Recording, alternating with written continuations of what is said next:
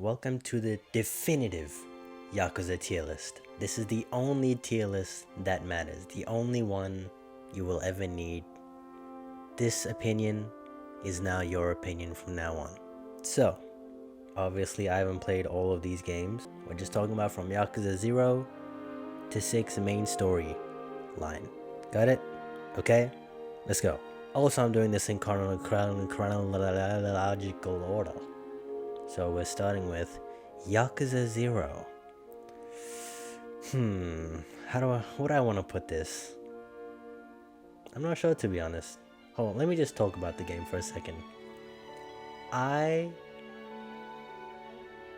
think that Yakuza 0's combat is the least annoying in the whole series.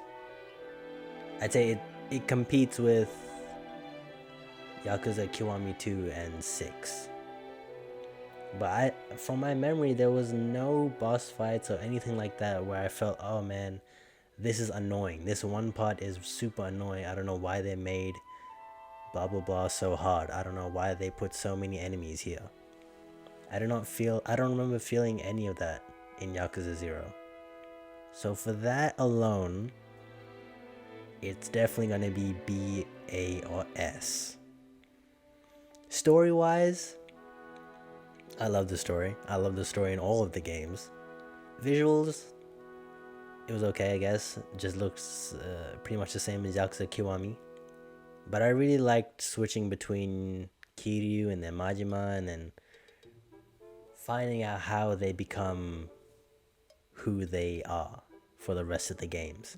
Also, really sad story. And for that, I'm going to give Yakuza 0 a...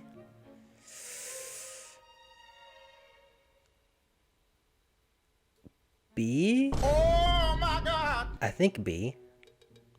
Yeah, I think it's B. You know what? Let's just put this stuff down. I'll figure it out later. Yakuza 1. Kiwami 1. I really liked Yakuza Kiwami 1. Especially the story. The story was, to me, was so heartbreaking with Nishiki. And then Yumi, and then Haruka. And then that was the start of Haruka. And yeah. Because Nishiki... Because I had played Yakuza 0 before, maybe if you hadn't played Yakuza 0 before, Kiwami or whatever, if you were an OG Yakuza fan, I mean, good for you, whatever. But I had this thing with Nishiki, you know, he was my boy, he was my friend, I trusted him, and then all of a sudden I leave for 10 years and now he's sexy with like slicked back hair and he's evil. It was sad, man. I do kind of wish that Nishiki had a little bit more of a role in the villain side of things. I feel like all the other villains were more active with Kiryu. But then Nishiki, we see his backstory and, you know, he's a part of everything, but he's kind of in the background. And then at the very end, he shows up. I would have liked it if Nishiki was even more integrated into the story. Damn, I really don't want to do this, but I think I'm gonna have to put a B behind Yakuza 0. Damn. That hurts. That hurts my feelings. But let's move on. Yakuza Kiwami 2. It's gotta be more than Yakuza 0, right? Gameplay-wise, I gotta put it in A just for gameplay-wise. It was such an upgrade from Yakuza 0 and Kiwami 1. Everything was a lot less annoying. There was a lot of quality life changes. From just the enemies, you could easily run away from them if you wanted. More beautiful to look at. The graphics were way better. Same with Yakuza 6. The graphics were way better to look at in Yakuza 6 and Yakuza Kiwami 2. Everybody looked so much better. Kiryu, except Akiyama in Yakuza 6. He looked kind of weird, to be honest. Not weird, but like... I don't know, he became like... He started to look like a baby. Before he used to have like this sexy 5 o'clock shadow, and then all of a sudden in Yakuza 6 he has like this, like, it doesn't even look like a beard, it looks like subtly smudged some black ink on his face. But anyways, Sayama, that's all I need to say. Sayama, yes. But then I was sad because in the next game she leaves. Like, actually, you know what? I'm gonna put this up here. There's no way I can proudly say that Yakuza 0 and Kiwami are Bs. There's no way. There's no way I can say that. Now that I look at it. And now we move on to Yakuza 3. Oh boy. Yakuza 3. What do I say about this game? First of all, I'm gonna say I liked Yakuza 3. Thank you very much. But gameplay wise, the worst. The worst out of all the Yakuzas. So for that, I'm gonna put it in B. Ugh. I don't like that. I don't like that it's sitting in B. Honestly, the gameplay is a C or a D. But I kind of like the story, to be honest. They tried to make it seemed a lot more like grounded and a lot more realistic, and especially at the start it was very just in Okinawa and Morning Glory with the kids, and he's running the orphanage, and there's little storylines with each little kid and they all get their moment to shine, or at least most of them do. But then they also tried to go the usual route with like intense Yakuza stuff. I don't know, it just didn't really work. It's like they tried to have a more grounded story while also trying to deliver some intense stuff, and they both just kind of cancel each other out, and then none of them really shine. The Morning Glory stuff shines more than the Yakuza stuff of this game. In my opinion, I would have liked it if they committed even harder to the Morning Glory stuff and the children there. I think it would have been even better if they really centered in on them and didn't really focus on this giant Yakuza storyline with the government and whatever, all that shit. And the main villain, was also really underwhelming. Not menacing at all. The least menacing out of all the villains in all the Yakuza games. Now, Yakuza 4. Unlucky number. But it was actually really good. Really good. I really liked Yakuza 4. Especially that ending. You know what? S tier. S tier, baby. First of all, Akiyama just alone deserves an S tier. Yeah, the game started off with Akiyama and you play as him, which I didn't expect. And then you finish playing as Akiyama, and then you go into Saejima, which I didn't expect. And then you play as the other guy. I forgot his name. But the police dude. And then the second final chapter, you finally play as Kiryu at the end, and then all of their 4 stories merge up together for the final chapter. I thought that was beautiful. I was really not expecting that. I thought we were going to be playing as Kiryu the entire time, but no. This was a pretty big deviation from the previous games. Yakuza 5. How do I feel about this? It is either A or S, but I cannot tell which one. Yakuza 4 was more like Yakuza 5 was more like Yakuza 4, except they took it to the extreme. Instead of playing 4 different characters, you now play as 5.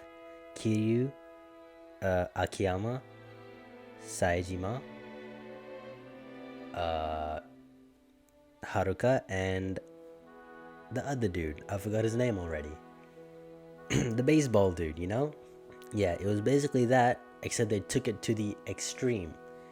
And while I loved every single chapter of the story, while playing as the different characters and how they all had their own stories and how it all came together at the end, and I don't know, it felt too much to me. The scale was so big and there was just so much stuff that I felt like seemed unnecessary, unless I'm just forgetting a lot of stuff in the story. Like for example, the baseball dude. Like I I really don't get why we needed him. I liked him and all, but I just felt like the game went on for like 5 hours too long. If it was like 5 hours shorter or like 4 hours shorter, I feel like it would have been a better, more refined experience. I say that, but I still loved Yakuza 5. Especially that ending left me heartbroken. Kiryu in general just seemed so sad the entire game. I felt so bad for him. That man was in depression. But the best part about that game was playing as Haruka and living out your life as a J-pop idol. I didn't know I needed that in my life. But now that I've become an idol, I can't stop. I need to go on stage and be a cute girl and make cute poses and sing cute songs, okay? I didn't know I needed this fantasy, but I do. I need a whole game about this now. Please, Sega, if you're listening to this, please make a J-pop idol like simulator. I am begging you. And now the final game, Yakuza 6. Man, S tier, baby. S tier, baby. Has to be. I think Yakuza 6 is my favorite. Just for the sole reason that it made me bawl like a little bitch. I was crying, bro, at the end. I was bawling, and it kept on getting worse. Like the first part of the story, of the ending, I mean. I'll say there were multiple times throughout the game where I wanted to cry. Especially because of Haruka. It was like, I feel like the reason why there was so much sad stuff that happened throughout all the Yakuza games. But I never really cried because we never really got enough time with them, I feel. At least for me. But with this game, we've been with Haruka for what? 6 games now. So like I really felt this connection with Haruka, and now she has a son, and then who's her boyfriend and whatever, and then stuff with the Morning Glory and trying to be a happy family, but nothing's working out for him. And I was like, this is Haruka's my daughter at this point. Like when Kiryu meets Haruka again for the first time after like 3 years, I teared up. And at the ending of the game, when Kiryu quote unquote dies, I teared up again. And then after that, like the prologue stuff, I teared up again, and it kept getting worse. And then it first started when Kiryu's writing the letter to Daigo. That's when the tears started coming out. And then after that, it got worse when Haruka's with Haruto and Yuta and the Morning Glory kids, and they're all just looking at Haruto walk. And man, and Kiryu's there in the back, like hiding, just looking at his grandson. And the music was just, I was sobbing, ugly crying, bro. Visually beautiful, of course.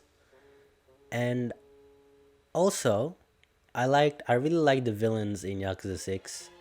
I don't know about, I forgot what his name was, Iwami? That guy, the very final villain that's in all of the Yakuza games usually. Like, you think you know the final villain, but then they're like, oh, psych, it's actually this person all along.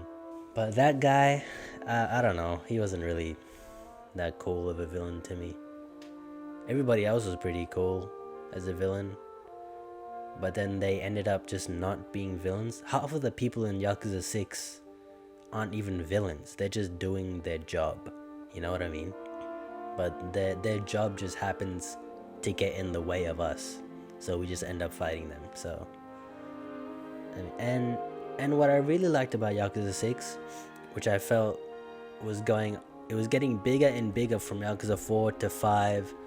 I was hoping that 6 wasn't going to be even bigger, because Yakuza 5 was pretty messy, and it was just, the scale was just too big for me. I was like, I want a more focused story. like really ramp up the emotions. And that's what I got in Yakuza 6. And it really paid off. I loved it. I absolutely loved Yakuza 6. So for that, definitely S tier, baby. And hold up. I'm looking at this tier list right now, and I don't feel proud of this at all. The only thing I feel proud of is Yakuza 6 and Yakuza 3. Those are the only ones I feel confident about. Everything else I feel kind of, I don't know. Does Yakuza 4 really deserve to be on S tier? I really don't think so. I really don't feel good putting that there. Yakuza 4. Okay, no, I'm not gonna put Yakuza 4 S tier. I'm gonna put it A tier. Because there was this one fight, actually, there was a couple of fights in Yakuza 4 where I just felt the enemies were so tanky. Every game has this, except Yakuza 0 is perfectly balanced. Yakuza 2 combat, perfectly balanced. Yakuza 6 combat, perfectly balanced. Kind of a little worse than Yakuza 2. Yakuza 5 combat. Hold on, let me try to remember the combat in Yakuza 5. Oh, Yakuza 5, the final fight in Yakuza 5. Man, that shit was fucking ass. I hated that fight. It took so long. That guy had so much health. And that guy fucking... Who the fuck was that fucking end boss? That guy was so... He did not deserve to be an end boss, bro. That was such a fucking lame ass boss. Like, who the fuck is that guy? I know who he was in the story. But still, like... Okay, this is how it's gonna go. Yakuza 0 has got to be S tier. Just for the combat alone. The combat has no flaws in my opinion. I think. It's been a while. Don't judge me, okay? I'm indecisive. And Yakuza 2, I mean, I gotta put it S tier, right? I really want to put Yakuza Kiwami 1 at S tier. Just for the sole reason of Nishiki. And how he was. And how much he meant to me. But I just can't. I can't in my heart. It just doesn't feel right. Okay, Yakuza 4 and 5 gotta switch. Even though I loved the ending of Yakuza 5 and Haruka finally came to Kiryu to live together as a happy family, a lot of the other stuff in the story was just kinda... It just doesn't hold a candle to Yakuza 4, in my opinion. I liked how clear and focused was Yakuza 4 compared to Yakuza 5. This is it. This is it. No more. Hold on. Let me think about this for another 10 minutes, and I'll check back on you. 5 minutes later. Okay, you know what? I thought about it, and I really don't feel good putting any Yakuza game below A tier. So I'm putting Yakuza 3 A tier on the lower scale. I'm not putting it C, not B. Just A at the bottom, because I respect Yakuza too much to put anything below an A. But I mean, yes, here it is. The final tier list. The definitive Yakuza tier list. It doesn't matter what your tier list, what other people's tier list is. This is it. This is everybody's tier list. My opinion, my tier list is now your tier list. Okay? Okay? Okay. Bye.